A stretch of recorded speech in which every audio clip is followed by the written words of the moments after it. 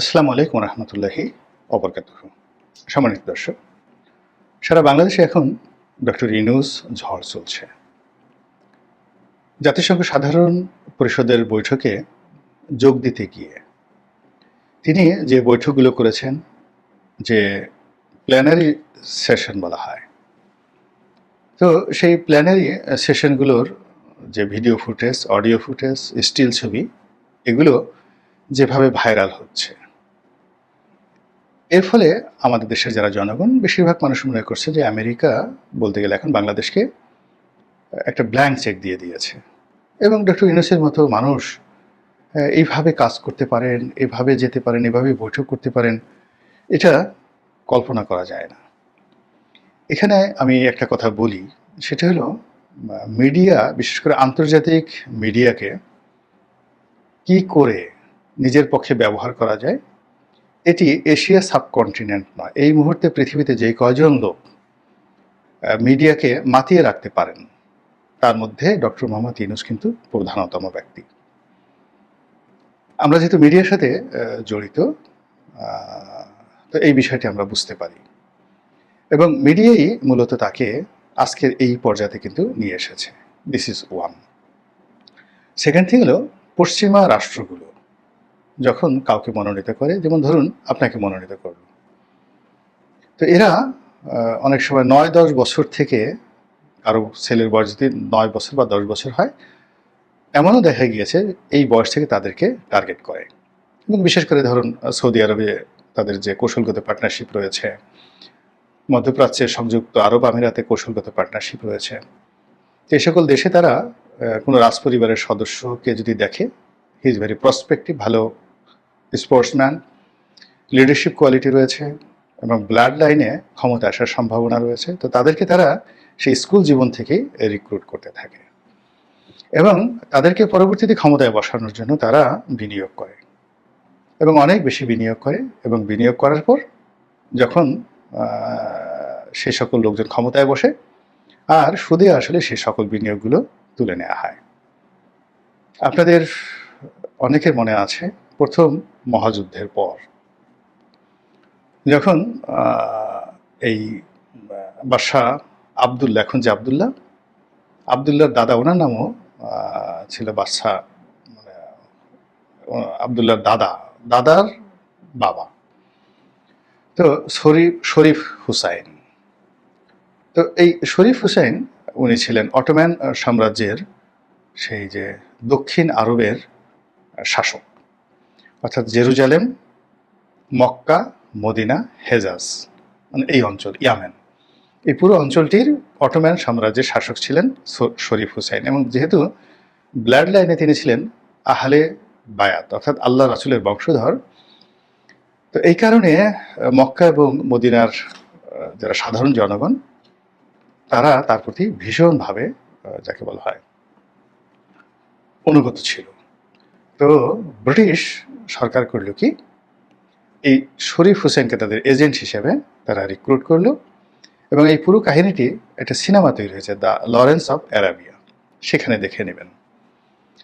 তো সেই অনুযায়ী প্রথম মহাযুদ্ধ যখন শুরু হলো, তিনি বেইমানি করলেন, মারাত্মক বেইমানি করলেন এবং সেই বেইমানির ফলে কি হলো, এই অটোম্যানরা, তুরস্ক, এই মধ্যপ্রাচ্যে পরাজিত হয়ে গেল। তো মধ্যপ্রাচ্যের মিশর, তারপরে সিরিয়া, এই মক্কা মদিনার পুরো এলাকাটা, ইরাক, সব তাদের ছিল, পুরো মিডল ইস্ট তাদের ছিল।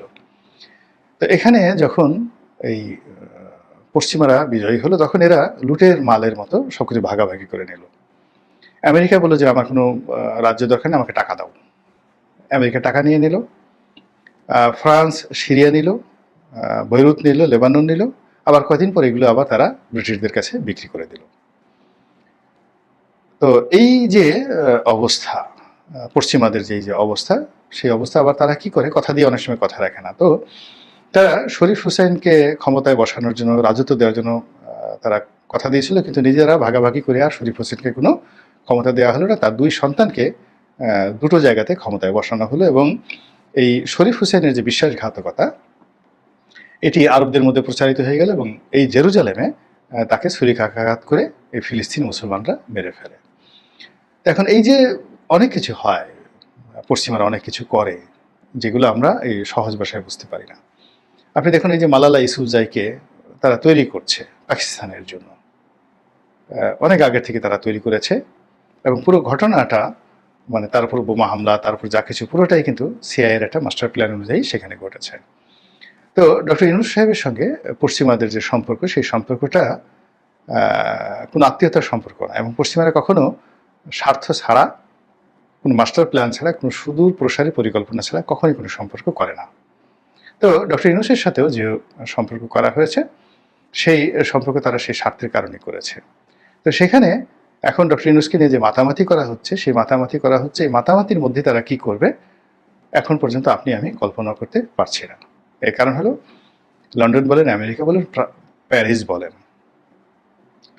ইউরোপের যে বড় বড় শহরগুলো, সেগুলো আমাদের অর্থে সেগুলো তৈরি হয়েছে। নেদারল্যান্ডের যারা লোকজন, তারা একসময় আমাদের দেশে ডাকাতি করতো, এমনকি ডেনমার্কের লোকজন আমাদের এই বঙ্গোপসাগর উপকূলে ডাকাতি করতো পর্তুগালের নাবিকরা পর্তুগিজ জলদস্যু রূপে।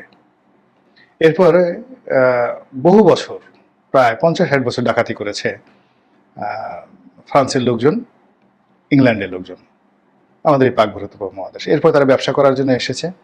একটা সময় তারা ভাড়াটিয়া সৈন্য হিসেবে আমাদের এই দেশের রাজদরবারগুলোতে তারা কাজ করত, ইউরোপের লোকগুলো। তো মূল ব্যাপার হলো যে এই জিনিসগুলো জানতে হবে যে আমরা একেবারে রাতারাতি খুব ছোট হয়ে গেছি, নট লাইক দ্যাট। আমাদের প্রায় 5000 বছরের ইতিহাস আছে, ঐতিহ্য আছে, এবং অবাক হয়ে যাবেন আমাদের এখানে কয়েকটা বিশ্ববিদ্যালয়। 423 খ্রিস্টাব্দে পৃথিবীর 1 নম্বর বিশ্ববিদ্যালয়টা ছিল আমাদের এই বাংলা বিহার উড়িষ্যাতে নালন্দা বিশ্ববিদ্যালয়।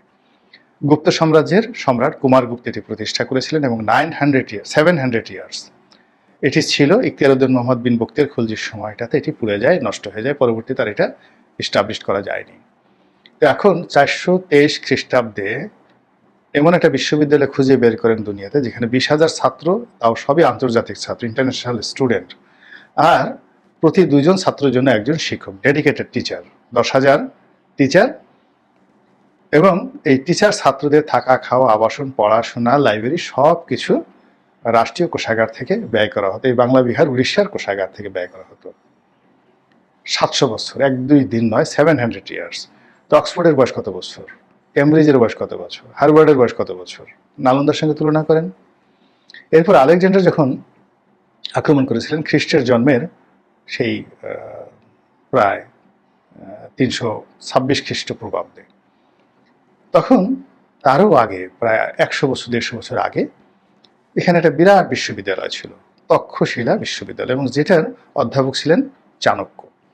এখন আপনি আলেকজান্ডারের জমানাতে গ্রিসে দেখেন তো এরকম তক্ষশিলার মতো কোনো বিশ্ববিদ্যালয় ছিল কিনা। আমরা হিরোডোটাস, তারপরে আমরা সক্রেটিস, তাদেরকে নিয়ে খুবই আবেগপ্রবণ হয়ে যায়, কিন্তু এই তক্ষশিলা বিশ্ববিদ্যালয় থেকে যে সকল পণ্ডিত বের হয়েছেন, আপনি কি তাদের সম্পর্কে জানেন?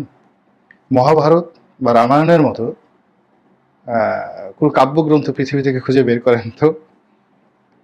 মানে আপনি ইলিয়াড অডিসির কথা বলেন হোমারের, কিন্তু মহাভারত আর রামায়ণের সমপর্যায়ের কল্পনাই করা যায় না।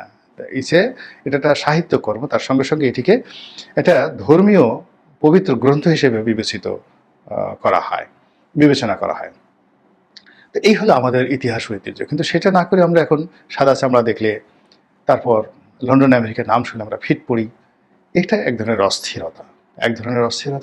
তো যাই হোক, এখন এই যে ডক্টর মোহাম্মদ ইউনূস, তার পিছনে আমেরিকার ইনভেস্ট রয়েছে, আমেরিকার ডিজায়ার রয়েছে, ব্ল্যাঙ্ক চেক বলেন, যা কিছু বলেন না কেন, আমেরিকা তাকে ক্ষমতায় রাখার জন্য, টিকে রাখার জন্য এবং দীর্ঘমেয়াদে তাকে রাখার জন্য সর্বোচ্চ চেষ্টা করবে। এটা গেল একটা পার্ট। ডক্টর ইউনূসের এটা যেভাবে ইতিবাচক, তার সঙ্গে সঙ্গে নেতিবাচক হলো তার ব্যাপারে খুবই ডিটারমাইন্ড অবস্থানে আছে ভারত, এবং চীন এখানে মধ্য থেকে খেলছে। দ্বিতীয়ত, ভারত শুধুমাত্র ডক্টর ইউনূসের বিরুদ্ধে নয়, তারা প্রতিশোধ নেওয়ার জন্য শেখ হাসিনা এবং আওয়ামী লীগ তাদেরকে ক্ষমতায় বাংলাদেশে আবার ফিরিয়ে আনার জন্য তারা প্রয়োজনে যুদ্ধ করতে পারে।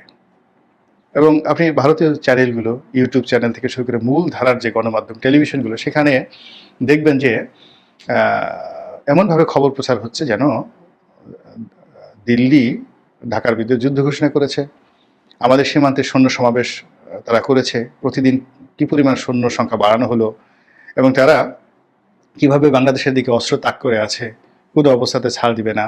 এই মানে খবরগুলো ভারতীয় মিডিয়াতে যেভাবে প্রচারিত হচ্ছে, আপনি কি এর ভয়াবহতা বুঝতে পারছেন? ভারতের মতো রাষ্ট্র আমাদের সাথে যখন দ্বন্দ্ব এবং সংঘাতে আসবে, ওটা মোকাবেলা করার জন্য আমরা মায়ানমারকে পেতে পারি, এমনকি আমরা চীনকেও পাবো না। চীন এখনও নৈতিকভাবে তার বন্ধুদের পক্ষে কখনো যুদ্ধ করেনি, অস্ত্রের একটা গুলিও ফুটায়নি। তারা শুধুমাত্র নিজেদের সীমান্ত রক্ষা করার জন্য ভারতের সাথে, কেবলমাত্র ভারতের সাথে হালকা পাতলা যুদ্ধ করেছে। কিন্তু যুদ্ধ যা করেছে তার চেয়ে বেশি অর্থনৈতিক কর্মকাণ্ড তারা ভারতের সঙ্গে রেখেছে চীন। তো চীন আমাদের বন্ধু হয়ে আমাদের সাথে ভারতের সাথে টেক্কা দেবে, ভারতের বিরুদ্ধে টেক্কা দেবে, এটা একেবারে অবাস্তব একটি বিষয়। 2 নম্বর হলো যে ভারতের সাথে ইদানিংকালে অনেকগুলো রাষ্ট্রের সম্পর্ক নষ্ট হয়েছে, যেমন শ্রীলঙ্কার সঙ্গে হয়েছে, নেপালের সঙ্গে হয়েছে, তারপর মালদ্বীপের সঙ্গে হয়েছে। কিন্তু এই রাষ্ট্রগুলোর যে ভৌগোলিক গুরুত্ব এবং এই রাষ্ট্রগুলোতে তারা কর্তৃত্ব হারানোর ফলে তাদের যে বিপদ বিপত্তি দেখা দিয়েছে, তার চেয়ে কয়েক হাজার গুণ বিপদ এবং বিপত্তি দেখা দিবে যদি এখানে চীনের আধিপত্য বাড়ে, মার্কিন আধিপত্য বাড়ে এবং ভারতের যে কর্তৃত্বটি শূন্যে পৌঁছে যায়।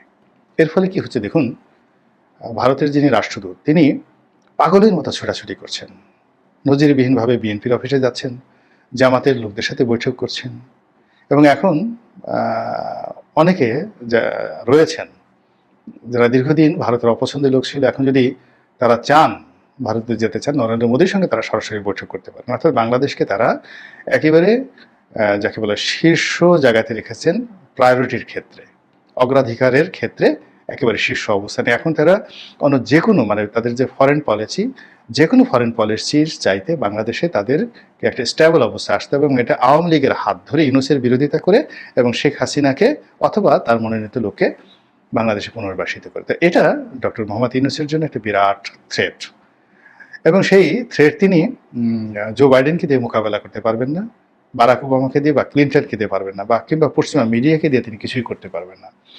এই কাজগুলো করতে হলে তাকে জনগণের সমর্থন লাগবে, দ্বিধাহীন দ্ব্যর্থহীন সমর্থন লাগবে, তার সরকারের সঙ্গে জনগণের অ্যাটাচমেন্ট থাকতে হবে, এবং দেশের যে রাজনৈতিক দলগুলো আছে সেই দলগুলোরও সমর্থন লাগবে। এবং সেটি ছাড়া যদি আমেরিকা বাংলাদেশে 10 ডিভিশন সৈন্য পাঠায়, ন্যাটো আরও 10 ডিভিশন সৈন্য পাঠায়, আপনি তো বুঝতে পারছেন 10 ডিভিশন মানে আমাদের এক একটা ক্যান্টনমেন্ট, এক একটা ডিভিশনে যেখানে জিওসি মেজর জেনারেল অধীন থাকে, এরকম 10 জন মেজর জেনারেলের অধীনে যে ডিভিশন থাকে, সেই 10টা ডিভিশন সৈন্য আমেরিকা পাঠালো, আর ন্যাটোর 10টা ডিভিশন, টোটাল 20টা ডিভিশন, 20 ডিভিশন সৈন্য বাংলাদেশে আসলো। পরিবেশ পরিস্থিতি সিরিয়ার মতোই হবে, ইয়েমেনের মতো হবে, কিংবা আফগানিস্তানের মতো হবে, কিন্তু ডক্টর ইউনূসের রক্ষা হবে না, আর আমেরিকারও কোনো পারপাস সার্ভ হবে না। এখানে কূটনীতি দিয়ে, বুদ্ধি দিয়ে, প্রজ্ঞা দিয়ে, জনগণের সমর্থন নিয়ে কাজগুলো করতে হবে। এখনো পর্যন্ত ডক্টর মোহাম্মদ ইউনূসের প্রতি বেশিরভাগ মানুষের আশা রয়েছে। আমেরিকাকে আমরা এখনও ভারতের মতো শয়তান মনে করি না, ভারতের মতো কুচক্রি মনে করি না, তাকে বন্ধু মনে করি না, কিন্তু আমাদের প্রয়োজনে, বিশেষ করে শেখ হাসিনাকে তাড়ানোর ক্ষেত্রে আমেরিকা আমাদের জন্য গুরুত্বপূর্ণ একটা এলিমেন্ট হতে পারে। এজন্য জনগণ কিন্তু আমেরিকাকে গত 1.5-2 বছর যাবৎ খুব সাহায্য করে আসছে। কিন্তু যারা পর্দার আড়ালের খেলা জানেন, তারা সবাই জানেন যে আমেরিকা কিন্তু শেষ সময় পর্যন্ত শেখ হাসিনাকে ক্ষমতা রাখা, শেখ হাসিনার ক্ষমতাকে পাকাপোক্ত করা, এই সমস্ত কাজে সর্বশক্তি কিন্তু নিয়োগ করেছে। তো কাজেই খুব বেশি আহ্লাদিত হওয়ার, আবেগপ্রবণ হওয়ার আমি কিছুই দেখছি না। আল্লাহ আমাদের এই দেশটিকে নিরাপদ রাখুন, সুন্দর রাখুন, সচ্ছল রাখুন, এবং আপনারা সবাই ভালো থাকুন। আসসালামু আলাইকুম ওয়া রাহমাতুল্লাহি ওয়া বারাকাতুহু।